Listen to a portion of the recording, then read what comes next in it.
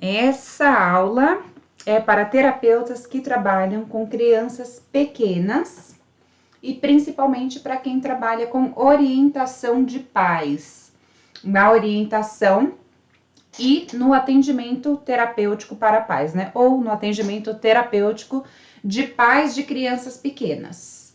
E eu vou falar nesta aula sobre este livro aqui. Quem tiver dúvida pode ir mandando, sejam todos bem-vindos. Este livro aqui eu comprei quando eu estava grávida, eu consegui ler agora porque foi bem simples o caminho, né?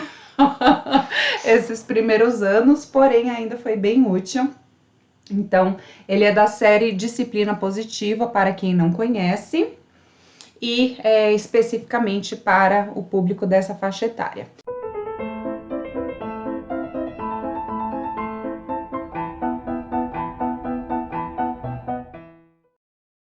E para quem chegou agora, para quem não me conhece, eu sou Ana, eu sou terapeuta e mentora de terapeutas, já há alguns anos, desde 2015, e além dos atendimentos com crianças e orientação de pais nas clínicas, né, de experiência minha com pitocos, também atendo adultos, eu dei aula para crianças aí durante 15 anos, de 2007 até há uns tempos atrás, aí, antes da pandemia, eu trabalhava em escola e dava aula para crianças pequenas. Então, por favor, só não me perguntem a minha idade.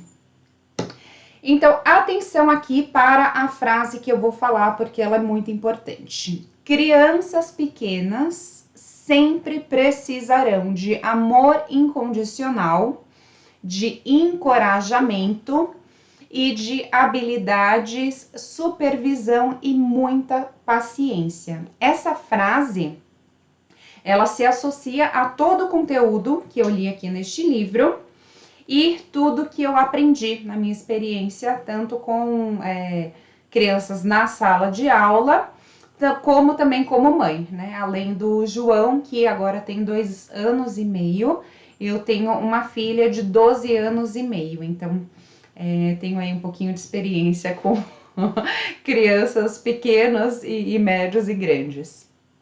Então, ambos foram criados com muito amor e com muita firmeza e gentileza, coisas que eu aprendi com a disciplina positiva, e ambos são extremamente educados e bonzinhos e muito fofos, né? Super especiais os meus bebês.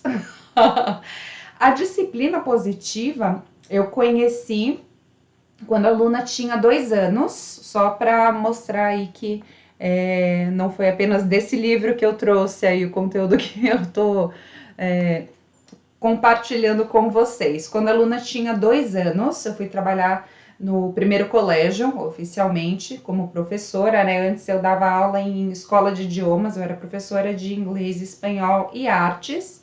E aí eu fui trabalhar no Colégio Pentágono, onde a minha filha ainda está. E a Beth Rodrigues, que é a moça, né, a senhora a mulher que traduziu os livros da Positive Discipline, da Jane Nelson, para português, ela era professora também no Colégio Pentágono, e ela foi oferecer um treinamento, que a gente estava tendo muito problema com disciplina, olha lá, disciplina das crianças na sala de aula, e aí ela foi dar um treinamento para o grupo de inglês onde eu trabalhava. E ela estava terminando na época de traduzir o primeiro livro de disciplina positiva para português, né? Já que o livro é americano, a Jane Nelson é americana, e desde então eu aprendi, né? Tive contato aí com a disciplina positiva e eu mudei a minha forma de enxergar a criança, de enxergar a educação, e tudo isso passou a fazer parte da minha vida e do meu trabalho. Então, tanto em casa, na educação dos filhos, quanto nas aulas que eu continuei dando aí por muitos anos, quanto nos atendimentos terapêuticos, a disciplina positiva reina, até para as coisas mais simples, né? Vou oferecer ali, se a criança vai fazer uma pintura ou uma massinha, né? Tem a forma certa de se oferecer. E, inclusive, em um dos meus cursos, que é de atendimento infantil, tem um módulo exclusivo onde eu faço todas as orientações que uma terapeuta infantil precisa dominar para poder ajudar as crianças, tanto na clínica quanto na orientação de pais. E agora vamos ao conteúdo de disciplina positiva, que, mais uma vez aqui, foi criado pela Jane Nelson e ela se baseou nos escritos de dois caras, um que era psicólogo e outro que era psiquiatra. O psicólogo Alfred Adler e o que tinha... Cadê? E do psiquiatra Rudolf Dreikurs. Então, ela criou aí uma filosofia de educação que coincide totalmente com os mais atuais estudos da neurociências. Inclusive, ela traz muitas, né, apesar do Adler e do Dreikurs serem mais antigos do que os estudos contemporâneos das neurociências, eles já conseguiram antecipar, né, prever ali o funcionamento do cérebro da criança e do desenvolvimento. Então, bateu muito e muita coisa que ela escreve, ela se baseia em outros escritos de autores. Deixa eu ver se eu tenho de fácil acesso aqui. Eu reorganizei minha estante, agora eu não tô achando. Mas, enfim, do Daniel Siegel. Depois eu mostro para vocês, vou colocar nos stories outros livros aí de quem gosta dessa parte de desenvolvimento infantil. Então, a Jane Nelson se baseou neles e tudo que ela trouxe ali tem muito a ver com o que a neurociência hoje explica. Por exemplo, que bater e gritar não educam, não adianta. Não, porque eu cresci apanhando, então eu fiquei educado, não morri, não traumatizei, traumatizou sim.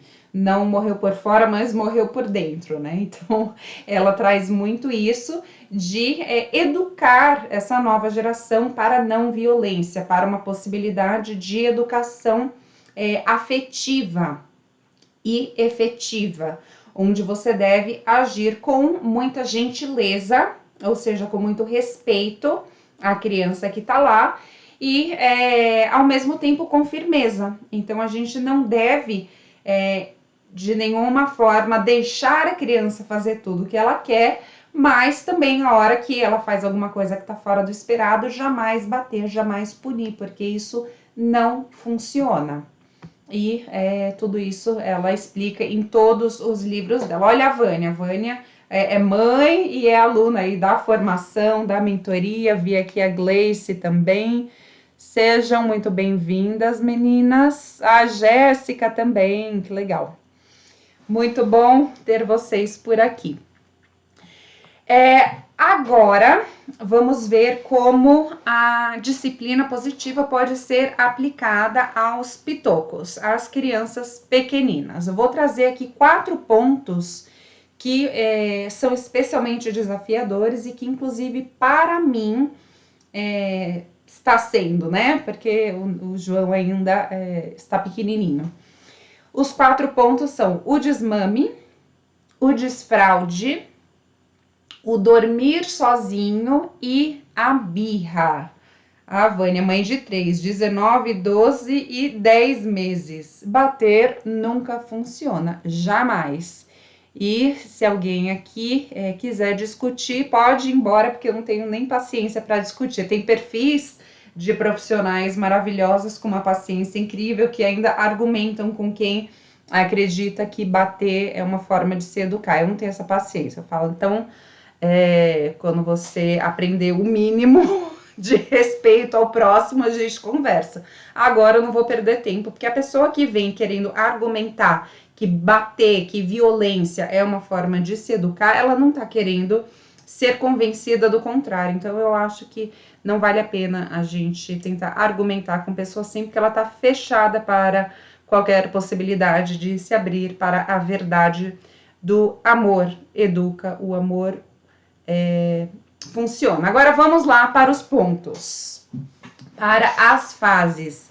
A primeira fase aí, que é super complicada para a mãe, é o desmame, né, para as crianças que conseguiram aí, né, graças à mãe natureza, mamar, que é extremamente importante nos primeiros meses, é fundamental para o desenvolvimento da criança.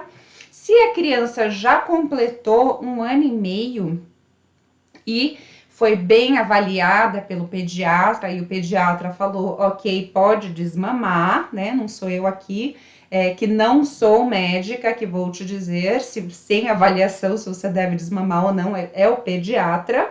Eu vou aqui te ajudar no passo 2.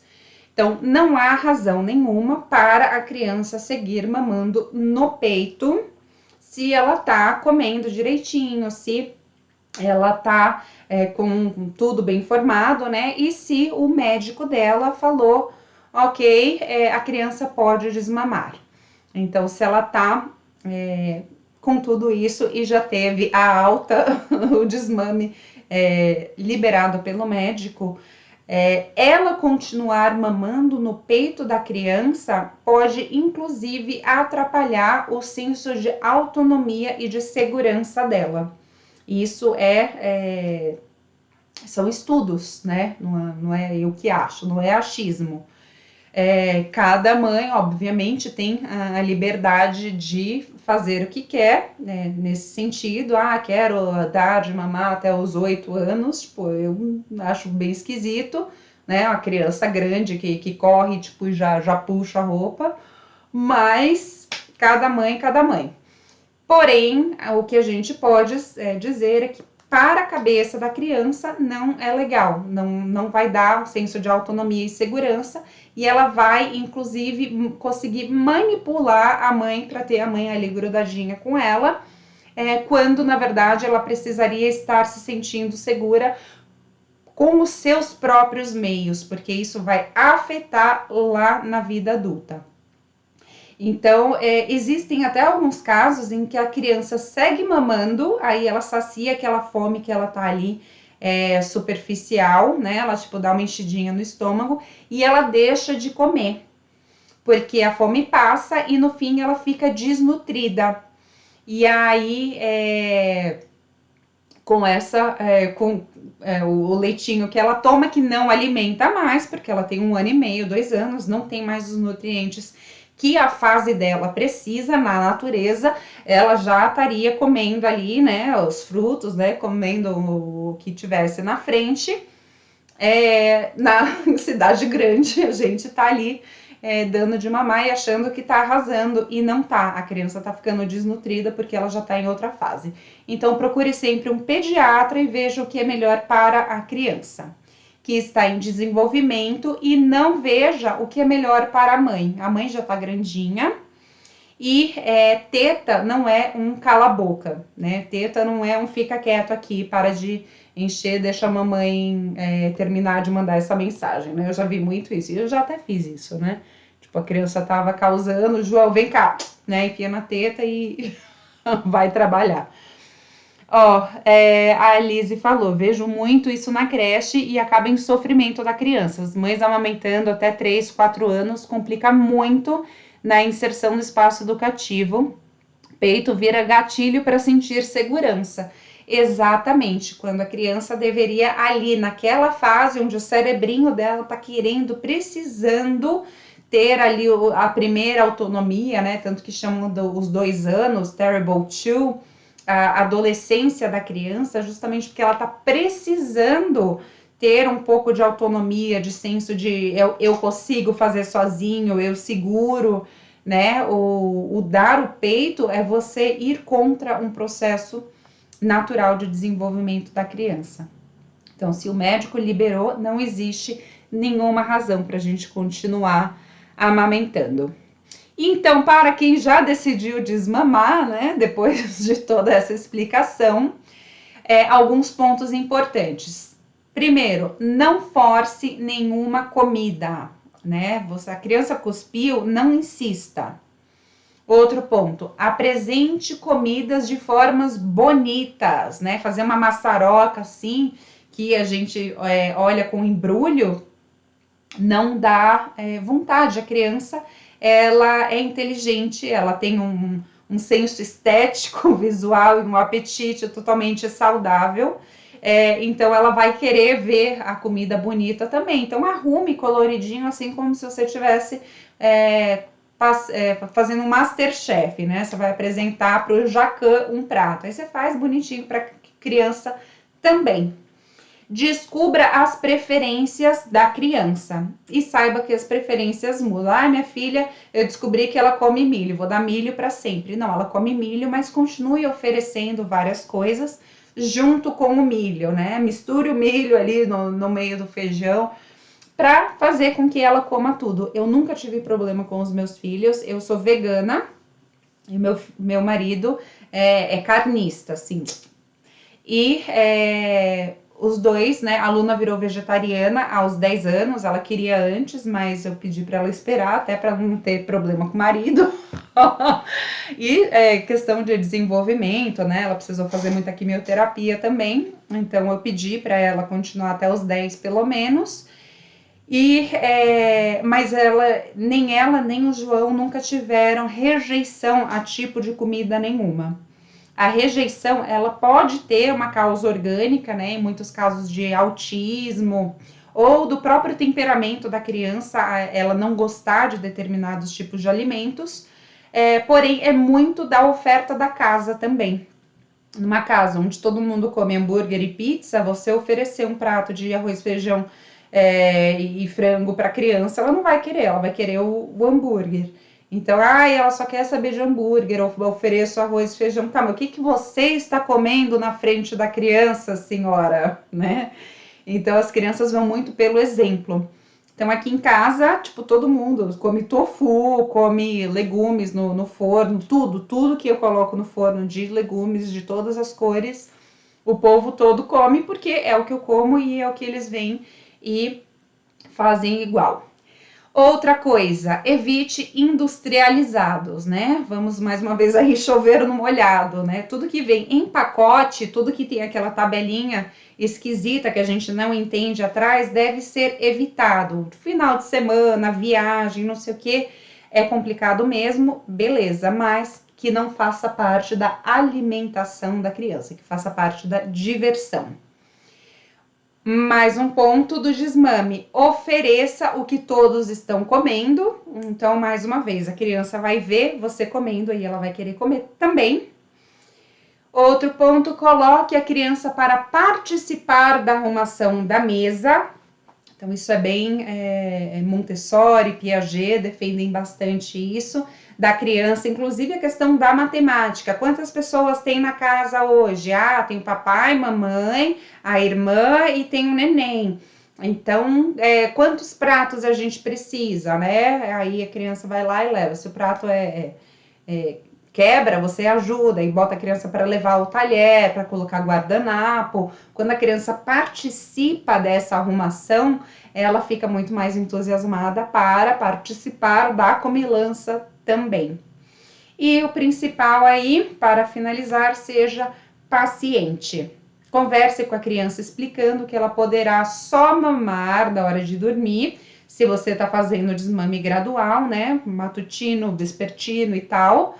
E que agora é na mamadeira. E se você tá parando de vez, como eu precisei, porque eu tava primeiro, com a Luna, eu precisei tomar remédio para convulsão. E com o João, eu tava tendo, assim, mastites alucinantes. Aí eu precisei cortar de vez. Vão ser 3 ou 4 dias, assim, bem rock and roll, de choro. E se tiver aí um pai, uma avó, alguém para ajudar durante a noite, na hora do berreiro, melhor, né? Que leve a criança, porque se a mãe fica segurando a criança, a mãe fedendo leite, fica segurando a criança na hora do berreiro, a mãe sofre, a criança sofre, e se alguém puder ajudar, a mãe sofre um pouco menos e e vira só uma lembrança, né? Em um mês a gente olha para trás e fala, nossa, passou. Se passou isso, passa tudo. Então tenha paciência, vai dar certo. Ponto número 2, falamos do desmame, agora vamos falar sobre o desfraude. As crianças vão usar o banheiro quando estiverem prontas para isso. Entre 1 ano e meio e 4 anos, isso vai acontecer. Se passou dos 4 anos, ela ainda não está com controle do esfíncter, ainda está sujando a roupa com frequência, procure um pediatra, um neuropediatra, porque pode ser que tenha alguma questão aí de atraso mesmo, mas espero que você perceba antes dessa idade se tem algum tipo de atraso. Mas e antes de 1 ano e meio também esperar que uma criança tenha esse controle é antinatural, né? O cerebrinho dela não tá pronto para perceber que tá fazendo xixi e cocô, ela só faz. Então não adianta forçar e brigar, vai ser no tempo da criança. Autista, sim, né? No caso de autismo, de atrasos cognitivos, né? Atrasos mentais no geral, né? Várias síndromes, várias situações em que a criança, transtornos, em que a criança não consegue, mesmo após os 4 anos, perceber isso. Então, por isso a importância da gente estar sempre observando a idade e o que a criança está fazendo, porque não tem regra. Não tem, tipo, com 1 ano e meio ela deve estar fazendo isso, mas espera-se que com 1 ano e meio a criança já esteja correndo e pegando e segurando e olhando e falando tantas palavras. Se não tá, procure um médico para avaliação. E quando, então, voltando a fralda, né? Não adianta a gente brigar e forçar a pessoa, né? Nem a gente, tipo, tô com uma dor de barriga, mas fui no banheiro e não consegui. Imagina, se a gente não consegue a hora que quer, imagina querer forçar alguém. Quando a criança estiver totalmente pronta para o processo, esse processo de desfraude não vai levar mais do que 1 ou 2 semanas. Às vezes, em poucos dias, a hora que ela pedir para usar o piniquinho, em 3 dias ela já não vai estar mais escapando na roupa. Então, aguarde o tempo dela, né? Antes do ensino fundamental, com certeza ela vai estar pedindo para ir sozinha. Seria trabalhar com o desenvolvimento infantil? Não entendi sua pergunta, Marília. Eu devia estar falando alguma outra coisa e eu não peguei. Se a gente não pode forçar, o que a gente pode fazer? A gente pode estimular, levar a criança no banheiro junto com você. Então, você coloca lá um piniquinho, senta a criança e você faz, mostra o que você fez, né? O João, ele quer enfiar a cabeça lá para ver, né? Tomar só alguns cuidados higiênicos básicos, mas levar ela para ela ver o que está acontecendo. Se tiver um irmão mais velho, pedir para o irmão levar junto para ver o que ele está fazendo, porque a criança vai querer fazer o que os outros estão fazendo. Ela vai ter vontade de usar o piniquinho quando ela perceber que na casa ninguém usa fralda, todo mundo usa os seus piniquinhos. Então, esse estímulo é o caminho. Tem livros a respeito do tema, né? Tem o livro do Ratinho, tem uma série de livros que você pode ler e contar da criancinha, né? Do ratinho que usava o piniquinho. E ela vai observar, então, as outras crianças fazendo e vai querer também. Então, crianças que frequentam creches, geralmente tem esse salto aí mais rápido por causa da convivência do que crianças que não têm ali ambientes com outras crianças da mesma idade, né? Os pares. E por isso, até na pandemia, houve um caos, um pandemônio de atrasos cognitivos, né? Foi uma pandemia de atrasos de desenvolvimento geral, porque a criança não tinha em quem se espelhar da mesma idade, ela estava convivendo só com adultos. E a gente deve usar, então, os estímulos para a criança querer fazer e nunca para fazer a criança se sentir mal. Mais uma vez, quando a criança se sente mal por alguma coisa, ela vai se sentir incapaz, isso vai afetar a própria autoestima e o desenvolvimento dela, às vezes até o cognitivo, para o futuro, mas nunca vai ajudar ela a ser educada. Deixar a criança sem fralda em alguns momentos do dia, então, né, comprar uma cuequinha, uma calcinha e alertar a criança, ó, para ela sentir, né, a brisinha batendo lá e achar mó gostoso ficar sem fralda, que a fralda pesa. E quando ela estiver assim, chamar para fazer xixi e estimular, nunca forçar, parabenizar, mas não premiar, não precisa dar bala também porque a criança fez, né? Só o parabéns, estou muito feliz com o seu esforço, com o seu empenho, com a sua percepção, você sentiu, isso foi muito lindo. E o desenvolvimento de uma criança é um processo único e especial e nunca deve ser visto como uma competição entre pais. Então, chega ali na porta da escola, né, ou na festinha infantil, porque o meu filho, ele já fala não sei quantas palavras, ele já desfraldou, o seu não, né, ele tá usando fralda, tipo, sim, ele tá usando fralda ainda, ele ainda não chegou no momento do desfraude. Ponto, não é uma competição. Respeite o seu filho e que se dane a Judite aí problemática.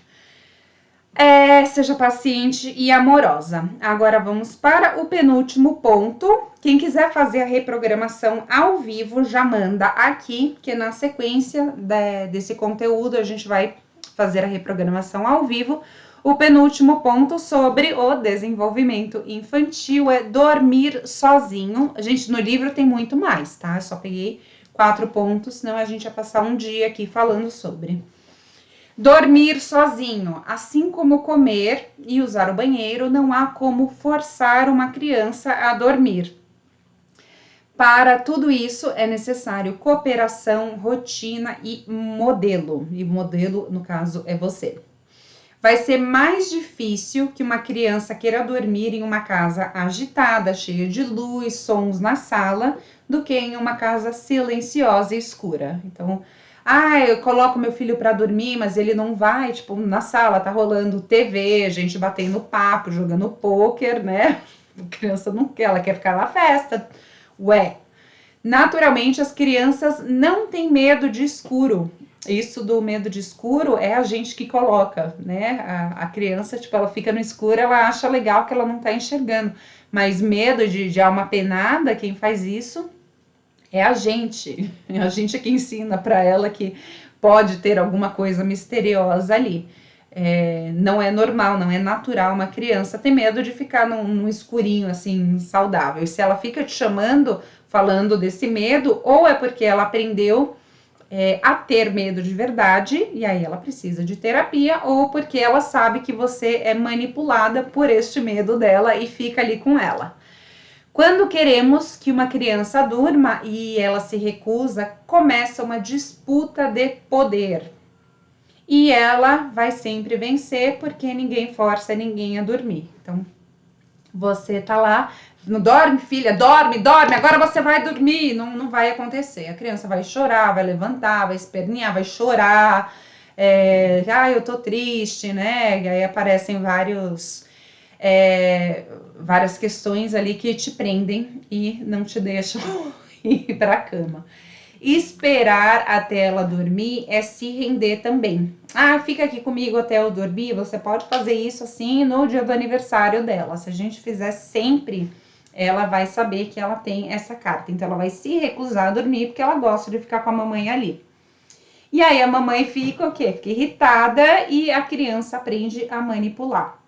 A criança precisa aprender por si a dormir sozinha.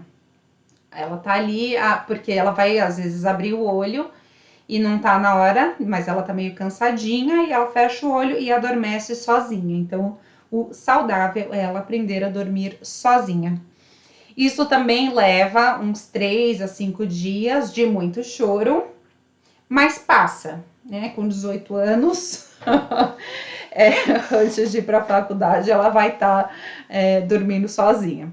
E se a criança não está com fome, se ela não está com frio, e ela sabe que você está no quarto do lado e que está tudo bem, ela vai estar chorando porque ela quer só a sua companhia. E ela precisa aprender a lidar com isso porque faz parte do desenvolvimento dela, né? Se a gente for ceder a tudo que as crianças querem por vontade e não por necessidade, a gente prejudica o desenvolvimento, a autonomia e a segurança dela. E se houver uma antecipação, fica mais fácil também. No seu aniversário você vai ganhar uma colcha especial, você vai ganhar um ursinho especial para dormir sozinho, uma nova almofada, né?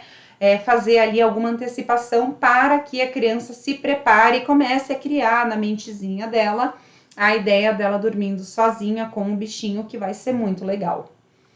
Eu vejo crianças aí de 8, 9 anos dormindo com os pais e, tipo, sem parar, não que eles vão, assim, de vez em quando pra cama. E isso é bem bizarro. Birra! Crianças pequenas, né, aprendem. Mas, gente, chegando, sejam bem-vindas. Quem quiser fazer a reprogramação, até agora eu não vi ninguém se manifestando. Quem quiser fazer uma reprogramação ao vivo, fazer um atendimento comigo, onde eu vou te ajudar a se livrar de algum problema, como dor de cabeça, medo, insegurança, alguma fobia, pode falar, e aí já pego aqui, já garante o seu lugar. Agora, sobre a birra, para finalizar aqui a parte das crianças. As crianças pequenas estão aprendendo a regular as suas emoções. E a birra é sua forma natural de reagir ao sono, à fome, ao cansaço, à frustração, à contrariedade, etc. Beleza, Rose, é sua. Até já falo com você.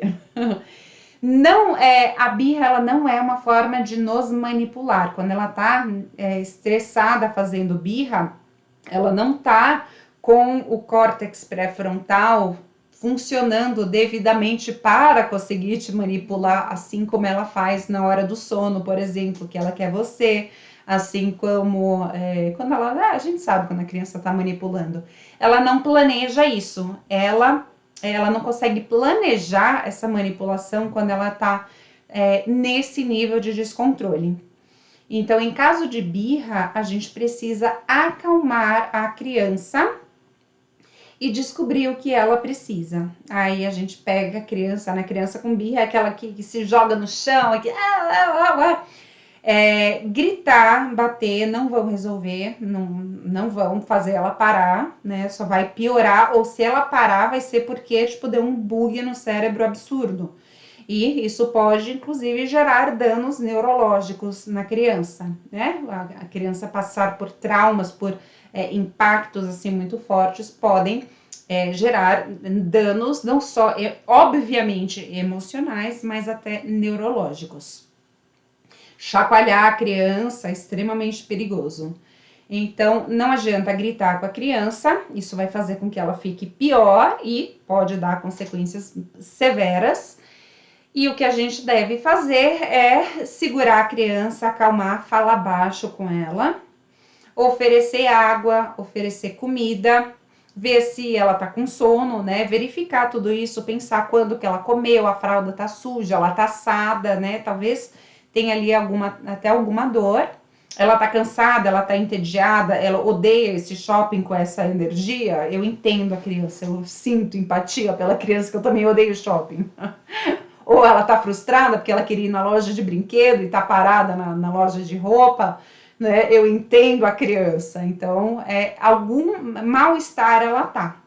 Você diz para ela que você entende a situação, que você também estaria chateada e que vai passar e faz um combinado. Então, acalmar a criança. E agora, para finalizar, né, que cabe até bastante o que eu vou trazer agora para situações de birra, para finalizar, 10 ideias básicas para implementar a disciplina positiva, que todo pai, mãe, filho, Espírito Santo, terapeuta, cuidador, educador precisa saber. Então, anotem aí. Criar conexão antes da correção, antes de você falar que está errado, fazer a criança se conectar a você. Envolver a criança no processo, né? Então, trazer ali, que nem eu falei, da mesa, bota a criança para colocar a mesa, o piniquinho, vamos arrumar o seu piniquinho para isso, vamos arrumar os brinquedos, né? Botar ela para participar de tudo, para gerar esse senso de autonomia. Sobre envolver as crianças, tem oferecer escolhas aceitáveis, né? Então, oferecer no máximo 2 opções e que ela possa escolher com facilidade. Proporcionar oportunidades de ajuda, então, para ela participar. Número 3, criar rotinas. Quando a criança vai viajar, quando, né, sai da rotina, a gente vê um grande estresse. Em casas que não tem rotina, crianças que vivem em guarda compartilhada, é extremamente complicado para a cabecinha dela. Almoçar em horários diferentes, né, acordar, dormir, ter várias horas de TV num lugar e não ter TV no outro, é super complicado para o desenvolvimento psíquico-emocional da pobre criança. Então, rotina, se você vive aí num esquema compartilhado, converse, né, com o lado de lá para que vocês tenham o mínimo de rotina para o pituco. Ensinar respeito ao agir de maneira respeitosa. Então, se a gente respeita, se a gente não grita, se a gente não bate na criança, pequenas as chances dela fazer isso com outras pessoas. Usar o senso de humor, então usar muita brincadeira, muita risada, né? Fazer coceguinha para levar para o banho, fazer... eu vou para o banho primeiro, correr assim, usar esse tipo de brincadeira, vai facilitar do que vai tomar banho. Entrar no mundo do seu filho, perceber ali, participar de algumas brincadeiras, às vezes só sentar e observar e ver o que ele tá fazendo, comer uma comidinha de massinha, né? Não precisa comer a massinha, né? É só brincar mesmo. Acompanhar por meio de uma ação gentil e firme. Então, firmeza e gentileza, mais uma vez, né? A gente deve impor limites, mas de forma educada, como a gente gostaria de ser tratado. Seja paciente, proporcione muita supervisão, distração e redirecionamento. Cuidar sempre. A criança, tipo, olha aqui, olha aqui, olha aqui, né? E aí olha e vai por outro caminho, né? Para facilitar até a nossa vida. E aceite a singularidade de cada criança. Cada criança é única e especial e tem os seus próprios quereres e fazeres. E quem está aqui no Instagram vai participar agora da reprogramação ao vivo. Pessoal do YouTube, muito obrigada. Se inscreva no canal e